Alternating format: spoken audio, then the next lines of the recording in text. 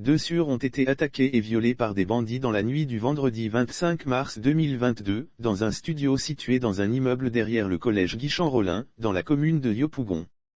TLT et sa sœur cadette TLL âgée 16 ans et 22 ont souffert le martyre, dans la nuit du vendredi 25 mars 2022, à leur domicile, un studio situé dans un immeuble de 2 étages, derrière le collège Guichard-Rollin, dans la commune de Yopougon.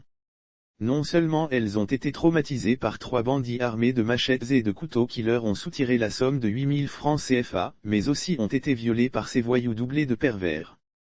L'un des 3 bandits était encagoulé selon Soir Info qui livre cette information. Les deux sûrs dormaient profondément cette nuit-là, en compagnie de leur progéniture. Aux environs de 3 heures du matin, elles sont tirées de leur sommeil par un bruit violent. C'est que la porte en bois de leur studio situé sur un palier de 5 portes venait de céder sous la brutalité des 3 bandits dont l'un encagoulé. Elles n'ont même pas le temps de comprendre ce qui se passe qu'elles sont maîtrisées par les vermines. D'ailleurs, elles n'y pouvaient rien face à ces individus visiblement sous influence d'excitants.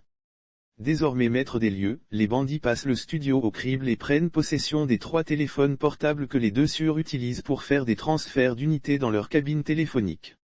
Le butin de l'attaque insuffisant aux yeux des 3 mauvais garçons à l'heure du bilan, les bandits dénombrent 3 téléphones portables démodés et la somme de 8000 francs CFA récoltés dans l'attaque. Foutaise se disent les mauvais garçons qui regrettent d'avoir déployé tant d'énergie avec le risque de se faire prendre et lyncher. Alors que faire?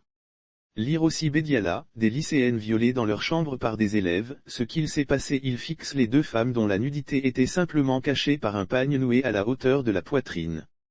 Dès lors, ils convoquent leurs instincts libidineux et à tour de rôle, ces détraqués sexuels abusent des pauvres femmes sans défense devant leur progéniture.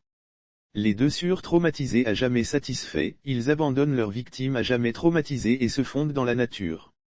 Dans le quartier, les supputations vont bon train après l'acte commis par les voyous. La plupart pensent que l'un des bandits connaît bien les victimes et pour éviter d'être identifié, il a porté une cagoule. Vrai ou faux, les deux sûrs porteront toute leur vie les stigmates de cette nuit maudite. Sauf autorisation de la rédaction ou partenariat préétabli, la reprise des articles de l'infodrome.com, même partielle, est strictement interdite. Tout contrevenant s'expose à des poursuites.